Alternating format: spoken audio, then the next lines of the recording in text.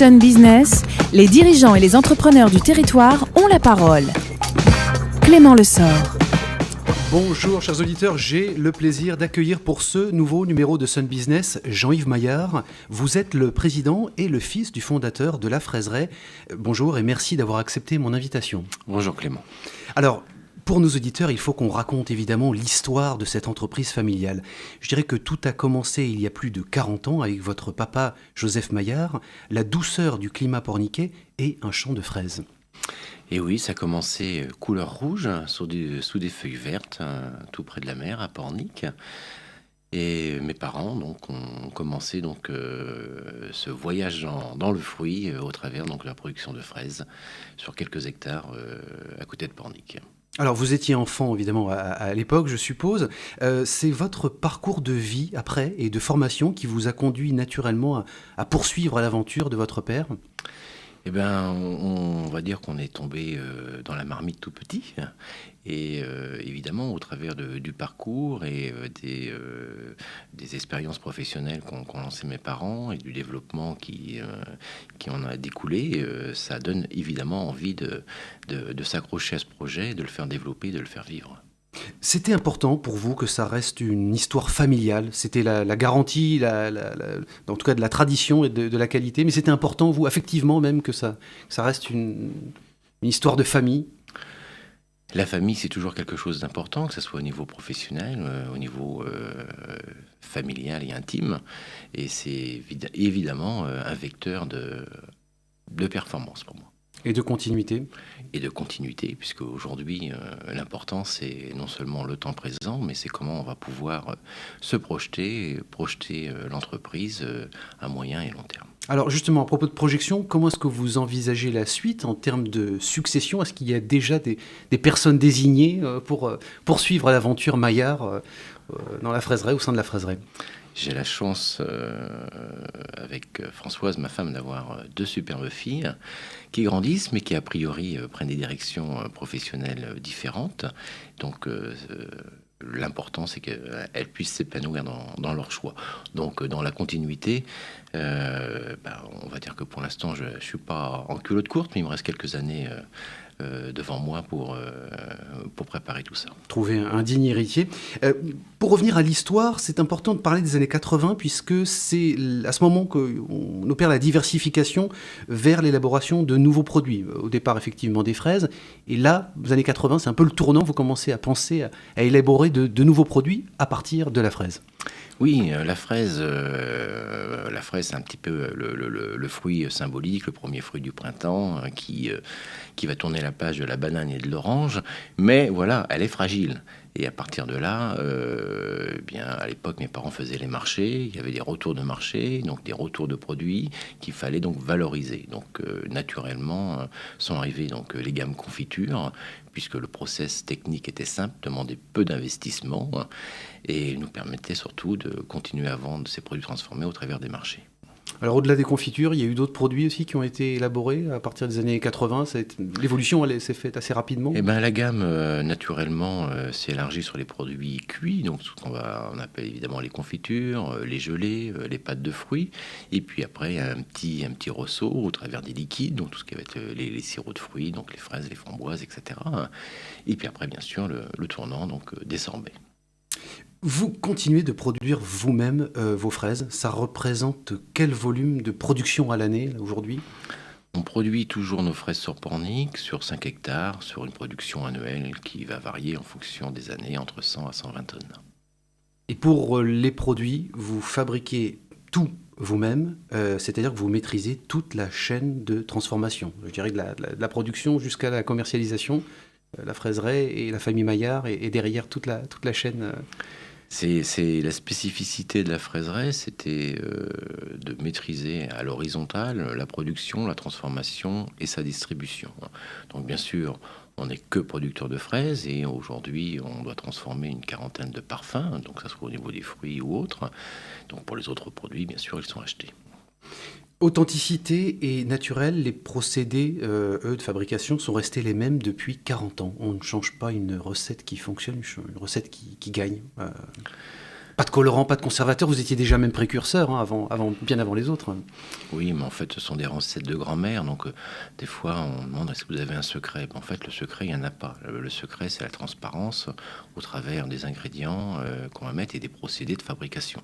Donc, certes, les procédés vont évoluer parce que, bon, on a la chance aussi de vivre dans une époque où la technologie va nous permettre d'améliorer, je dirais, les conditions de travail, l'ergonomie, etc.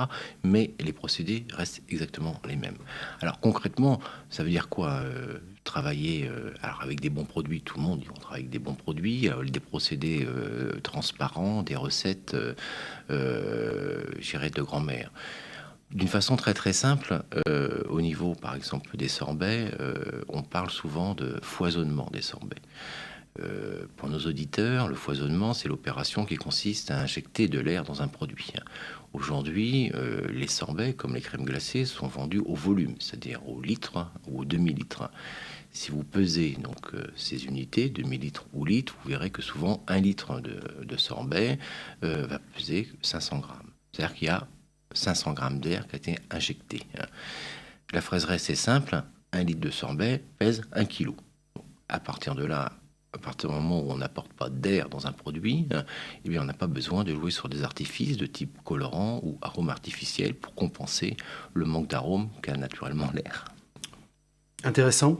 Pour les nouvelles recettes, vous prenez le temps aussi, c'est-à-dire c'est quasiment une année d'élaboration à chaque fois, et tous les collaborateurs sont mis à contribution pour participer. Alors levier de management ou pas, mais en tout cas ils sont mis à contribution. Alors nos papilles sont mis à contribution, mais au départ, ce sont surtout nos clients qui sont mis à contribution, qui vont, au travers de leurs demandes, nous demander, tiens, pourquoi vous faites pas tel et tel parfum, tel ou tel assemblage, et on récupère cette information-là, et en début d'année, on va la soumettre donc à notre équipe au niveau de la transformation, on va donner bien sûr quelques orientations, et puis après on va se régaler pendant 2 ou 3 mois, le temps de mettre tout ça au point, et de telle façon que cette nouvelle gamme puisse être opérationnelle et dans nos rayons à partir de avril-mai. Ces remontées de la clientèle, elles se font de manière opportuniste, spontanée, ou c'est vraiment des audits que vous mettez en place, ou des enquêtes en tout cas de satisfaction ou de retour clientèle sur ces produits-là? Alors la chance qu'on a, c'est que plus de 90% des produits fraiserets sont vendus au travers de notre propre réseau. Donc on a un lien direct avec notre clientèle qui nous est, je dirais, fidèle et nous suit depuis plusieurs années, donc s'amuse aussi de nos élargissements de gamme et au travers aussi de leur propre expérience culinaire et autres, nous font part de leurs envies gourmandes qu'on essaye de mettre en œuvre. Aujourd'hui, c'est combien de boutiques et sur quel territoire? Comment est-ce que vous avez grandi sur l'ensemble du secteur là, Loire-Atlantique? Alors aujourd'hui, c'est 9 boutiques Fraiseray, qui sont donc des boutiques en nom propre, établissements Fraiseray, donc gérés par Fraiseray, avec un rayonnement qui reste principalement donc départemental, donc 2 magasins sur le Nord-Loire entre Guérande et La Baule, et on passe donc le pont de Saint-Nazaire pour arriver donc sur Taron, Saint-Brévin, Pornic, la Bernerie, et donc dernièrement, depuis 2011, un magasin donc place de la Bourse à Nantes, et le petit dernier, 13 rue de la Marne, donc en face l'ouverture des Galeries Lafayette. Alors ce qui était traditionnellement en milieu rural, là vous vous êtes urbanisé en arrivant sur Nantes et avec l'implantation de 2 boutiques. C'est une réussite? On en est très content. C'était un choix d'entreprise que de trouver donc des implantations plus urbaines, donc de sortir un petit peu de la saisonnalité naturelle de nos produits, en s'approchant aussi du noyau de notre clientèle nantaise et autres, de telle façon à pouvoir annualiser notre activité. Combien de salariés permanents à l'année? Aujourd'hui, un peu plus de 25 permanents. D'accord, avec une évolution, je suppose, en saison, ça peut... Eh bien, on va multiplier par 4. On va être un peu plus de 100 personnes sur juillet-août, mais en sachant que la saison, en fait, c'est pas 2 mois, c'est avril-septembre. On profite de votre présence pour les auditeurs qui seraient concernés. Besoin de recrutement à venir? Toujours des recrutements. Donc on a la chance d'avoir beaucoup de candidatures spontanées sur les saisons juillet-août, mais on est en recherche de responsables de magasins, que ce soit sur Nantes ou sur le Nord-Loire. Chiffre d'affaires, comment est-ce que vous terminez l'année? Toujours autour de 3 millions d'euros, si je ne me trompe pas? Ça sera un peu plus cette année, on sera autour de 3,5, donc c'est une progression qui nous satisfait dans un contexte économique qui est toujours un petit peu difficile. Mais on est dans une gamme plaisir, et je pense que quand les temps sont peut-être un petit peu durs, tout à chacun, on aime se faire plaisir pour 2,50 € pour avoir un cornet. Changement de sujet, votre engagement environnemental, il est marqué particulièrement sur le solaire. Je sais qu'il y avait eu l'installation de panneaux sur le laboratoire de la fraiserie notamment. Comment ça s'est concrétisé? Est-ce que c'est de la communication? Est-ce que ça correspond à des motivations économiques sur la production d'électricité? Ou ce sont vraiment de réelles convictions pour vous? On va dire que c'est d'abord une petite installation, c'est 300 mètres carrés de panneaux solaires donc sur l'unité de fabrication à Pornic, et qui s'inscrivait, lorsqu'on l'a mis en place en 2009, je dirais dans une continuité de notre parcours de producteurs, d'être en phase avec ce qui nous entoure, notre environnement, et puis bien sûr les énergies durables. Bon, à titre personnel, j'ai une maison en bois et j'ai une éolienne dans mon jardin et je roule en voiture hybride. Donc, ça fait partie vraiment de l'essence Fraiseret que de respecter l'environnement, parce qu'avant tout, on est producteur. Et quand on est producteur, on est en phase avec la nature. Dernière question, à propos d'engagement aussi d'opinion, l'ouverture le dimanche, vous, ça fait longtemps que vous avez réglé la question. Avec cette expérience, quel est votre avis sur cette question sociétale qui agite beaucoup les Français? Votre position sur ce débat? Vaste débat et qui est, je pense, particulier à chaque activité. Je pense que sur certaines zones touristiques, qu'elles soient urbaines, à partir du moment où elles sont déclarées comme telles, ça me semble assez normal qu'il y ait une activité le dimanche. Ensuite, c'est aussi un choix de société au travers donc des salariés qui vont, au travers du repos dominical, changer et perturber leur vie de famille. Donc je pense que ça doit être avant tout un dialogue et un accord entre salariés et employeurs, de telle façon à que chacun y retrouve son compte et son épanouissement.